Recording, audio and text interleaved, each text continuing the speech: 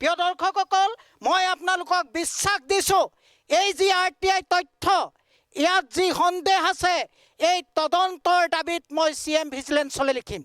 মই লিখিম চিফ ছেক্ৰেটাৰীলৈ, মই এই তথ্যখিনি তদন্তৰ পোষকতা কৰি মই প্ৰধানমন্ত্ৰী কাৰ্যালয়লৈ এইসমূহ প্ৰেৰণ কৰিম।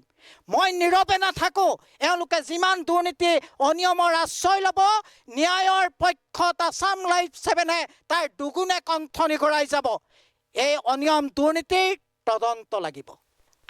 শিৱসাগৰ জিলাৰ আয়ুক্ত মহোদয়ৰ লগতে মুখ্যমন্ত্ৰী মহোদয়ক আমি এই চেগতে প্ৰশ্ন কৰিব বিচাৰিছোঁ, এয়াই নেকি আপোনালোকৰ দুৰ্নীতিমুক্ত অসমৰ প্ৰতিচ্ছবি? এয়াই নেকি বাস্তৱতা? দুৰ্নীতিমুক্ত অসমৰ বাস্তৱতা এয়াই নেকি? এনেকৈ চলি থাকিব নেকি দুৰ্নীতিকাৰীৰ দম্ভালি? নমস্কাৰ প্ৰিয় দৰ্শকসকল, চাবলৈ আৰম্ভ কৰিছে আছাম লাইভ 7 আৰু কেমেৰা পাৰ্চন বৈদ্যুৰ্য ভূঞাৰ সহযোগত মই বিকাশ। প্ৰিয় দৰ্শকসকল, পোতা পুখুৰীত বাঘ ৰজা, উদক ভেটাৰখীয়া পতা, এই বাক্যবোৰ অসমীয়া জনজীৱনৰ মুখে মুখে প্ৰচলিত বাক্য আৰু এই বাক্যবোৰ যেন 101% বাস্তৱ ৰূপ পাইছে এই আমগুৰি উন্নয়ন খণ্ডৰ এই বিষয়াৰ কাৰ্যালয়টোত। এই কাৰ্যালয়টোৰ অনিয়ম অনীতি দুৰ্নীতিৰ বিৰুদ্ধে আমি যিমান সংবাদ পৰিৱেশন কৰিছোঁ, বহুতেই যেন কম হৈছে আৰু অন্যায় অনীতি যেন অন্ত নপৰে। প্ৰিয় দৰ্শকসকল, মোৰ হাতত আপোনালোকে কিতাপ সদৃশ এইখিনি RTI তথ্য দেখিছে। এখন বৃহৎ প্ৰকাণ্ড কিতাপ আকাৰৰ এই RTI তথ্যখিনি আপোনালোকে দেখিছে। এই তথ্যখিনিত আছে এই উন্নয়ন খণ্ডৰ অধীনস্থৰ পঞ্চায়তৰ ভয়াৱহ অনিয়ম আৰু দুৰ্নীতি হোৱা নাই ক'ত? বিধায়কৰ নাকৰ তলত থকা পঞ্চায়তখনৰ পৰা বৰুৱা আলিৰ পৰা এই 10খন পঞ্চায়তে সমান্তৰালভাৱে সংগঠিত হৈ আহিছে অনিয়ম আৰু দুৰ্নীতি। যেন এক প্ৰতিযোগিতাত নামিছে ইয়াৰ জনপ্ৰতিনিধি, ইয়াৰ বিষয়া কৰ্মচাৰী, খণ্ড উন্নয়ন বিষয়া। কোনোজন খণ্ড উন্নয়ন বিষয়াই যেন কম নহয়। পূৰ্বৰজনৰ যি অনিয়ম দুৰ্নীতিৰ তেখেতৰ সীমা কেনেকৈ লংঘন কৰি এওঁ ওপৰত অনিয়ম দুৰ্নীতি কৰিব পাৰে, তাৰেই যেন প্ৰতিযোগিতা চলিছে নিৰলস। পুনৰ কৈছোঁ প্ৰিয় দৰ্শকসকল, বিধায়কৰ নাকৰ তলতে লক্ষ লক্ষ টকাৰ শৰাধ পাতিলে চৰকাৰী বিষয়া কৰ্মচাৰীয়ে ৰাজকোষৰ টকা লুটি পুতি গোগাখে ভক্ষণ কৰিলে আৰু তাৰ পিছত নীৰৱ জনপ্ৰতিনিধি, নীৰৱ এইজন ভিডিঅ'।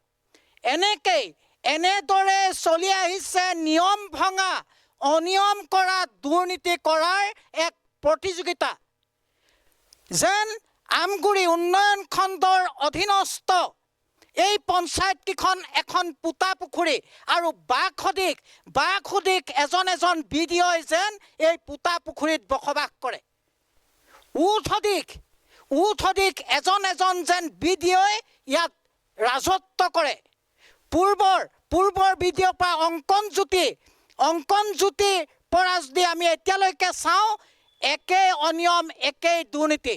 কিন্তু এওঁলোকে পাহৰি যোৱা উচিত নহয় যে এই অনিয়ম আৰু দুৰ্নীতিৰ বিৰুদ্ধে মাত মাতিবলৈ, কণ্ঠ নিগৰাবলৈ, তদন্তৰ পোষকতা কৰিবলৈ আছাম লাইভ 7 এতিয়াও জীয়াই আছে আৰু আছাম লাইভ 7-এ অনাগত দিনত জনতাৰ পক্ষত সাবল্যতাৰে সংবাদ পৰিৱেশন কৰিব। প্ৰিয় দৰ্শকসকল, মই আপোনালোকক বিশ্বাস দিছোঁ, এই যি RTI তথ্য, ইয়াত যি সন্দেহ আছে, এই তদন্তৰ দাবীত মই CM ভিজিলেন্সলৈ লিখিম। মই লিখিম চিফ ছেক্ৰেটাৰীলৈ, মই এই তথ্যখিনি তদন্তৰ পোষকতা কৰি মই প্ৰধানমন্ত্ৰী কাৰ্যালয়লৈ এইসমূহ প্ৰেৰণ কৰিম। মই নীৰৱে নাথাকোঁ। এওঁলোকে যিমান দুৰ্নীতি অনিয়মৰ আশ্ৰয় ল'ব, ন্যায়ৰ পক্ষত আছাম লাইভ 7-এ তাৰ দুগুণে কণ্ঠ নিগৰাই যাব। এই অনিয়ম দুৰ্নীতিৰ তদন্ত লাগিব। চৰকাৰী বিষয়া কৰ্মচাৰীয়ে শাস্তি পাব লাগিব। অনাগতসকলে ইয়াৰ পৰা শিক্ষা ল'ব লাগিব, জনদায়বদ্ধতাৰে কাম কৰিবলৈ বাধ্য হ'ব লাগিব আৰু জনতাৰ সঁচা অৰ্থত উন্নয়ন সাধন হ'ব লাগিবই। আমাৰ লগত আছে বিশিষ্ট RTI কৰ্মী দিগন্ত শইকীয়া। স্পষ্টভাৱে আপোনাক সোধোঁ, নামতিয়ালি গাঁও পঞ্চায়তত যি ভয়াৱহ অনিয়ম সংগঠিত হৈছিল তাৰ বিপৰীতে আপুনি সোচ্চাৰ হোৱা আমি পৰিলক্ষিত হৈছিল। তাৰপিছত নীৰৱতা অৱলম্বন কৰা দেখিছোঁ। পোনপটীয়া প্ৰশ্ন, অংকনজ্যোতি ফুকনৰ লগত আপোনাৰ কিবা গোপন বুজা পৰা হ'ল নেকি? বিষয়টো এতিয়া তদন্ত চলি আছে, আৰক্ষীয়ে তদন্ত প্ৰক্ৰিয়া আগবঢ়াই নিছে আৰু এতিয়া এই যিটো নামতিয়ালি যি কথা কৈছে এইটো এতিয়া গৌৰীসাগৰ ব্লকৰ লগত মাৰ্চ হ'ল।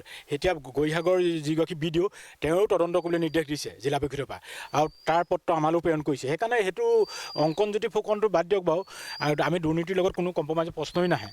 অংকনজ্যোতি ফুকন আপুনি জানেই এই ভুৱা জব কাৰ্ড কেলেংকাৰীৰ লগত জড়িত ব্যক্তি, আৰু আমি তাৰ দুৰ্নীতি তদন্ত বিচাৰি প্ৰধানমন্ত্ৰী কাৰ্যালয় পৰ্যন্ত আমি পত্ৰ প্ৰেৰণ কৰিছিলোঁ। তাৰ পৰিৱৰ্তে এতিয়া তদন্ত ক্ষিপ্ৰভাৱে কৰিছে নামতি আৰক্ষী থানাই।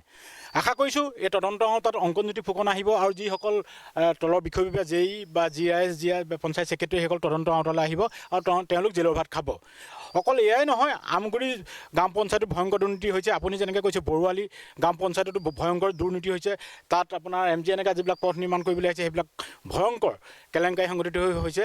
সেইকাৰণে আমি আশা কৰিছোঁ এইবিলাক CM ভিজিলেন্স বা ভিজিলেন্স এণ্টি কৰাপশ্যনক যদি অভিযোগ দাখিল কৰা হয় নিশ্চয় এওঁলোক মানে যিহেতু নামতিয়ালি বৰ্তমান যিটো এইটো অনিয়ম এইটো কি পৰ্যায়ত আছে? তদন্ত কোনটো পৰ্যায়ত? তদন্ত চলি আছে। এতিয়া তদন্ত পূৰা তীব্ৰগতিত তদন্ত চলি আছে। নামতি আৰক্ষী থানাই তদন্ত কৰি আছে আৰু গৌৰীসাগৰ খণ্ড উন্নয়ন বিষয়া তেওঁ তদন্ত আৰম্ভ কৰি আছে। আৰু আশা কৰিছোঁ জেল হাজতলৈ যোৱাটো নিশ্চিত হ'ব সেই কেলেংকাৰীটো ভুৱা জব কাৰ্ড। আৰু এতিয়া অকল তাতে নহয়, এতিয়া ভূঞাহাট হওক, আপোনাৰ বৰুৱালী, আমগুৰি, আপোনাৰ পেঙেৰা, গোটেই জিপিখিনিত ভয়ংকৰ কেলেংকাৰী সংঘটিত হৈছে। আমি ভাবিছোঁ এইটো যি চৰকাৰে দুৰ্নীতিৰ বিৰুদ্ধে জিৰ' টলাৰেঞ্চৰ কথা কয়, কিন্তু চৰকাৰে যেনেকৈ ষ্টেপ ল'ব লাগিছিলে তেনেকৈ ষ্টেপ লোৱা নাই। আমি প্ৰধানমন্ত্ৰী কাৰ্যালয়ত অভিযোগ দাখিল কৰাৰ পিছতে অসম চৰকাৰ গা লৰিছে। আৰু আশা কৰিছোঁ শেহতীয়াকৈ এইটো যিসকল বিষয়াৰ বিৰুদ্ধে আমি অভিযোগ দাখিল কৰিছিলোঁ তেওঁলোক জেললৈ যাব আৰু তেওঁলোকে নামে বেনামে যিখিনি সম্পত্তি আহৰণ কৰিছিলে সেইখিনি আমি বাজেয়াপ্ত কৰাৰ দাবী জনাইছোঁ। আৰু আচৰিত কথা, ভুৱা জব কাৰ্ড যিসকল জব কাৰ্ড কৰ্মী আজি আপোনাৰ নাগালেণ্ডত গাড়ী চলাই থাকিব বা ক'ৰবাত কিবা কাম কৰি থাকিব, তেওঁলোকৰ একাউণ্টত আপুনি পইচা সোমাব। আৰু ফটো বিচাৰিলে ফটো দিব নোৱাৰে। কাম কৰি থাকোঁতে যদি ফটো বিচাৰে তেওঁলোকে কয় মোবাইলত আমুক ডিলিট হ'ল, আমুক নাই তামুক নাই। কিন্তু যেতিয়া ফটো এই তদন্তত যদি ফটো বিচৰা হয় ন তদন্তকাৰী সংস্থাই, তেতিয়া গোটেই তেওঁলোকৰ গোটেই কেলেংকাৰীটো সম্পূৰ্ণ ফাদিল হ'ব। এতিয়া কিছুমান কথা ফটো দোহাই দিয়ে বা ফটো মৰা নাই তেনেকুৱা কয়। আৰু ভুৱা জব কাৰ্ড এজন ব্যক্তিৰ নামত দুটা জব কাৰ্ড আগতে এই কেলেংকাৰী সংঘটিত হৈছিলে। আৰু এতিয়া পুনৰ এতিয়া আপুনি নলা খননৰ কথা কৈ আছে, ভয়ংকৰ, য'ত নলা খনন আপুনি 3.5 ফুট এইটো বহল হ'ব লাগে, এইটো আমিতো নিজেই গৈছোঁ, তাত 3.5 ফুট বহল নহয়। মুঠতে নক্সা এটা বনাইছে, MG এনেকৈ ধনখিনি আত্মসাৎ কৰিছে, সেই সিমানেই এই কাৰ্যালয়ত চলি আছে। ধন্যবাদ। প্ৰিয় দৰ্শকসকল, পুনৰ কৈছোঁ তদন্ত হ'ব লাগিব। এই RTI তথ্যত সম্পূৰ্ণ সন্দেহ আছে। এই তথ্যখিনিক লৈ আমি তদন্ত পোষকতা কৰিম। যিসকল ইয়াত বিষয়া কৰ্মচাৰী আছিলে তেওঁলোক তদন্তৰ আওতালৈ আহিব লাগিব আৰু আমি আশা কৰোঁ অনাগত দিনত এখেতসকলে উপযুক্ত শাস্তি পাব। DC শিৱসাগৰ জিলাৰ আয়ুক্ত মহোদয়ৰ লগতে মুখ্যমন্ত্ৰী মহোদয়ক আমি এই চেগতে প্ৰশ্ন কৰিব বিচাৰিছোঁ, এয়াই নেকি আপোনালোকৰ দুৰ্নীতিমুক্ত অসমৰ প্ৰতিচ্ছবি? এয়াই নেকি বাস্তৱতা? দুৰ্নীতিমুক্ত অসমৰ বাস্তৱতা এয়াই নেকি? এনেকৈ চলি থাকিব নেকি দুৰ্নীতিকাৰীৰ দম্ভালি? এই সংবাদটো চোৱাৰ পিছত আপোনালোকৰ গা লৰিবনে? কি ব্যৱস্থা ল'ব এইসকল দুৰ্নীতিপূৰ্ণ বিষয়া কৰ্মচাৰীৰ প্ৰতি, সেয়া অনাগত দিনত ৰাইজৰ বাবে লক্ষণীয় হৈ থাকিব। প্ৰিয় দৰ্শকসকল, অনাগত সময়ত উচ্চ কণ্ঠৰে সাবল্যতাৰে আমি দুৰ্নীতিৰ বিৰুদ্ধে আমাৰ কণ্ঠ সোচ্চাৰ কৰি ৰাখিম। চাই থাকিব আছাম লাইভ 7। ধন্যবাদ।